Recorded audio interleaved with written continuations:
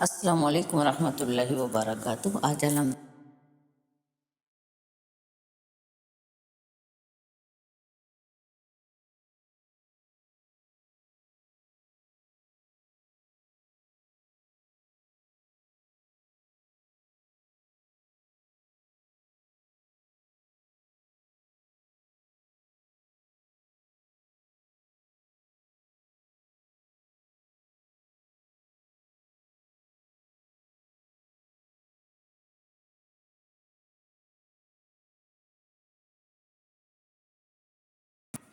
اس سے پہلے کی آیت مبارکہ میں اللہ رب العزت نے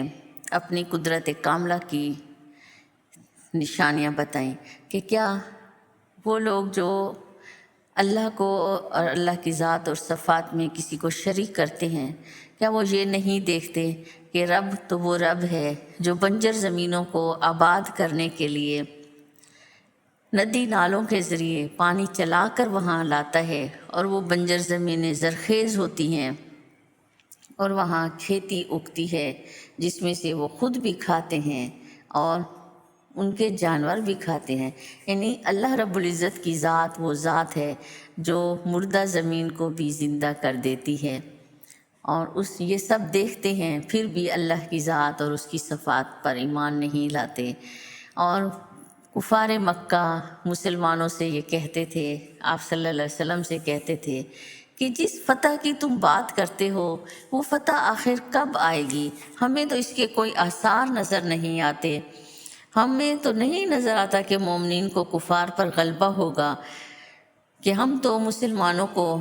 خائف دیکھتے ہیں، ہم تو مسلمانوں کو دیکھتے ہیں کہ وہ کمزور ہیں، وہ چھپتے پھرتے ہیں۔ تو ان کی اس بات کا جواب اللہ رب العزت نے دیا ہے، اور اللہ فرماتے ہیں قُلْ يَوْمَ الْفَتْحِ لَيَنْفَعُ الَّذِينَ كَفَرُوا، کل کہہ دیجئے، اے محمد صلی اللہ علیہ وسلم کہہ دیجئے یوم الفتح، کہ فتح کے دن لا ینفع الذین، نہیں فائدہ ہوگا ان لوگوں کو کافروا جو کافر ہوئے، ایمانہم ان کا ایمان۔ یعنی جس فتح کی تم بات کرتے ہو وہ تو تمہاری ناکامی کا دن ہوگا، اس دن تو تمہیں مصیبتوں کا سامنا کرنا ہوگا، اس دن تو تم عذاب میں گرفتار ہو جاؤ گے، تم کس فتح کی بات کرتے ہو؟ وَلَا هُمْ يُنظَرُونَ، اور نہ وہ مہلت دیے جائیں گے، نہ ان کو ڈھیل دی جائے گی۔ یعنی دنیا میں تو اللہ تعالیٰ نے انسان کو موقع دیا ہے کہ انسان اپنے گناہوں کی معافی مانگے، توبہ کرے۔ دنیا میں اللہ نے اپنی نشانیاں دکھائی ہیں سمجھنے کے لیے، انبیاء کے ذریعے اللہ رب العزت نے حق کو پہنچایا، لیکن آخرت میں جب فیصلہ ہو جائے گا قیامت کے دن تو دوبارہ دنیا میں آنے کا موقع نہیں دیا جائے گا۔ اس وقت جو کیا ہے اسی کے مطابق جزا اور سزا ہوگی۔ تو اللہ رب العزت یہی فرما رہے ہیں کہ ان سے کہہ دو اے محمد صلی اللہ علیہ وسلم، جو لوگ اپنے سامنے عذاب کو دیکھیں گے اور پھر بولیں کہ ہم ایمان لائے، تو اس دن ان کا ایمان لانا قبول نہیں کیا جائے گا، وہ چاہے دنیا میں ہو یا آخرت میں ہو۔ جیسے دنیا میں غزوہ بدر میں کفار مکہ پر عذاب آیا تھا کہ وہ ہر لحاظ سے مضبوط تھے، افواج بھی ان کے پاس تھی، ساز و سامان بھی تھا، اس کے باوجود ان کو منہ کی کھانی پڑی اور بہت زبردست ان کو شکست ہوئی، ان کے بڑے بڑے سردار مارے گئے۔ تو وہ بھی ان کے لیے ایک عذاب بھی تھا، اور مسلمان کم تعداد میں تھے، مال و اسباب کے لحاظ سے بھی کمزور تھے، افواج کے لحاظ سے بھی کم تھے، لیکن پھر بھی مسلمانوں کو اللہ رب العزت نے غیب سے مدد کی اور مسلمانوں کو شاندار فتح اس وقت بھی نصیب ہوئی۔ تو دنیا میں تو اللہ رب العزت نے انسان کو مہلت دی ہے کہ وہ غیب پر ایمان لائے، حق کو پہچانے، اپنی مرضی سے اللہ رب العزت کی اطاعت اختیار کرے۔ جیسے فرعون جب تباہ ہو رہا تھا، ڈوب رہا تھا، تو اس وقت اس نے کہا کہ میں ایمان لاتا ہوں، تو اس وقت اس کا بھی ایمان لانا قبول نہیں کیا گیا۔ ابن کثیر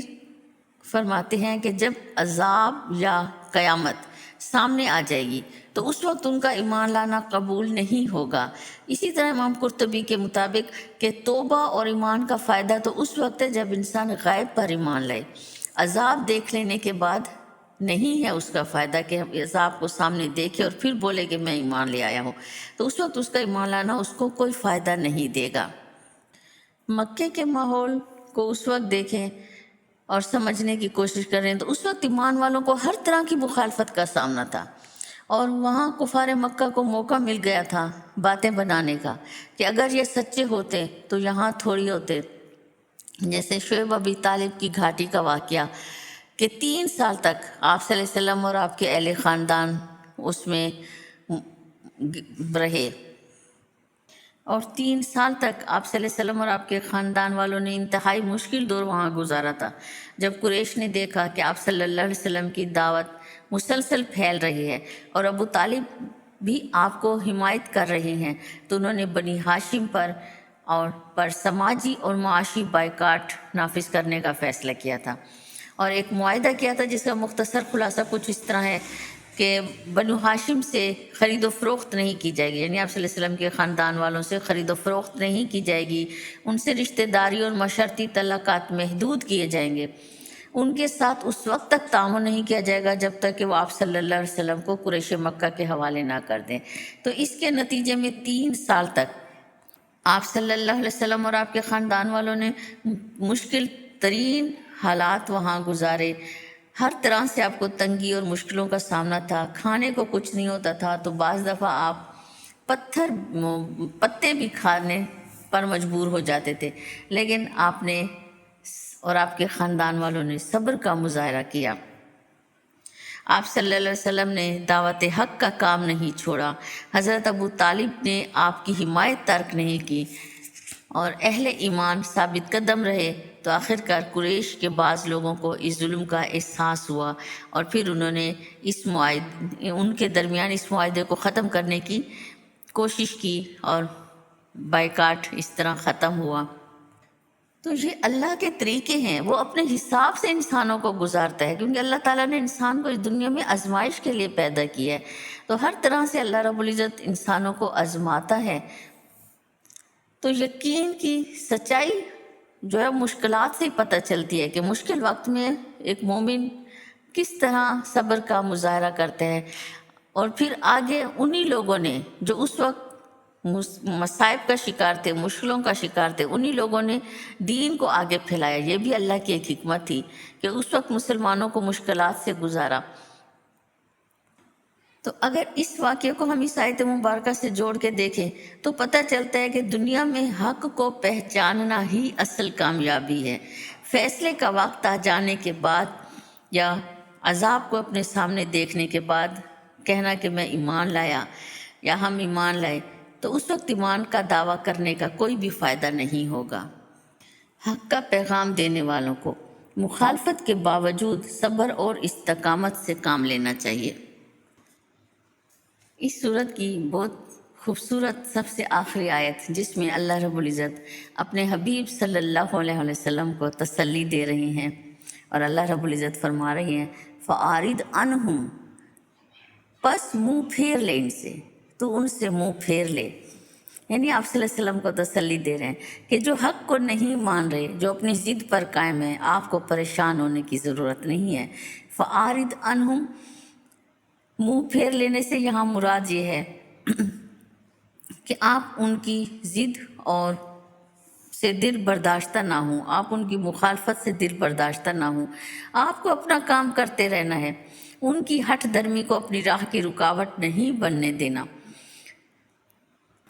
آپ صلی اللہ علیہ وسلم نے دین کا کام اسی طرح جاری اور ساری رکھنا ہے، آپ نے دین کے کام کو نہیں چھوڑنا بلکہ اللہ پر بھروسہ کرنا ہے اور اپنا مقصد کو حاصل کرنے کی کوشش کرتے رہنا، جس مقصد کے لیے آپ اس دنیا میں بھیجے گئے ہیں۔ آپ نے مخالفین کی مخالفت کو اپنی راہ میں رکاوٹ نہیں بننے دینا۔ آگے اللہ رب العزت فرماتے ہیں وَانتَظِرْ، اور وہ منتظر ہیں۔ تو کفار کس بات کے منتظر تھے؟ کفار انتظار کر رہے تھے کہ کب مسلمان جو ہے کمزور ہیں، تو کب ان کی یہ کمزوری ان پر غالب آ رہی ہے، تو نہیں، کفار جو ہے مسلمانوں کے انجام کا انتظار کر رہے۔ تو اللہ رب العزت فرما رہے ہیں وَانتَظِرْ، اور منتظر رہے، یعنی اللہ کے فیصلے کا انتظار کرو۔ حق اور باطل کے درمیان فیصلہ کا اختیار جو ہے وہ اللہ کے پاس ہے۔ حق کو ہمیشہ فتح ہوگی اور غالب ہمیشہ حق ہی آئے گا۔ انہم منتظرون، بے شک وہ بھی منتظر ہیں، یعنی وہ بھی انتظار کر رہے ہیں۔ کفار مسلمانوں کے انجام کا انتظار کر رہے تھے، جبکہ اللہ کے حبیب صلی اللہ علیہ وسلم اللہ کی مدد کے غلبے کا انتظار کر رہے تھے۔ حقیقت یہی ہے کہ فیصلہ انسانوں کی خواہشوں کے مطابق نہیں ہوتا، بلکہ اللہ کے حکم کے مطابق ہوتا ہے۔ اور آپ صلی اللہ علیہ وسلم سے پہلے بھی نبیوں پر بہت مشکلات آئیں، تو اللہ رب العزت نے ہر نبی کو اس مشکلات سے نکالا۔ ابراہیم علیہ السلام کو آگ سے نکالا تھا، یوسف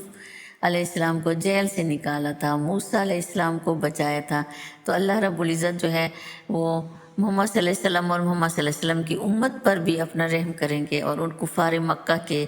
مشکلوں سے، اذیتوں سے ان کو بھی نکالیں گے۔ تو یہاں اللہ رب العزت اپنے حبیب صلی اللہ علیہ وسلم کو یہی تسلی دے رہے ہیں۔ تو ہمارے لیے اس میں یہ سبق ہے کہ ہمیں بھی اپنی اصلاح آج کرنی ہے، کل پر نہیں چھوڑنا۔ حقوق اللہ کے ساتھ ساتھ حقوق العباد کو بھی ادائیگی کا خیال کرنا ہے، اور اپنے آپ کو گناہوں سے بچانے کا فیصلہ اس دنیا میں ہمیں کرنا ہوگا، کہ انسان کو آخرت کا انتظار نہیں کرنا۔ آج ہمارے پاس قرآن ہے، آج ہمارے پاس اللہ کی نشانیاں موجود ہیں، اب عمل کا وقت ہے، حق کو قبول کر لیں، اور اللہ کا فیصلہ آنے کے بعد حق کو قبول کرنے یا ایمان لانے کا وقت اس وقت ختم ہو چکا ہوگا۔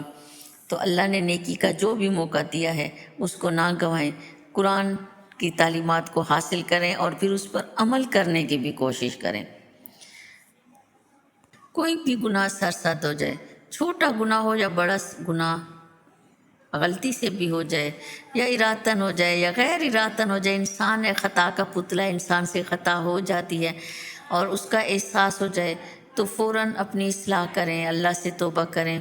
کہ آج زندگی ہے تو موقع ہے، فیصلے کے دن کا انتظار نہیں کرنا، اس دن کے انتظار کرنے کے بجائے آج اپنے انجام کی تیاری کرنی ہے۔ تو یہ سورت آخر میں ہمیں بہت خوبصورت پیغام دے رہی ہے کہ ہمیں اپنی آخرت کو بہتر بنانے کے لیے آج ہی بہتر سے بہترین کام کرنے ہیں، آج ہی توبہ کرنی ہے، آج ہی اپنی اصلاح کرنی ہے، آج ہی اپنے ایمان کو مضبوط بنانا ہے، ایسے کام کرنا ہے کہ اللہ کی آیات پر یقین رکھنا ہے، تاکہ فیصلے کے دن جب ہم اللہ کے سامنے کھڑے ہوں تو اس کے سامنے شرمندہ نہ ہوں، کہ اللہ والے تو وہ ہیں جب ان کے سامنے اللہ کا ذکر کیا جاتا ہے وہ تو سجدے میں سر جھکا دیتے ہیں، وہ تکبر نہیں کرتے۔ تو ہم نے تکبر سے بھی بچنا ہے۔ اللہ نے ہمیں مہلت دی ہے، زندگی دی ہے،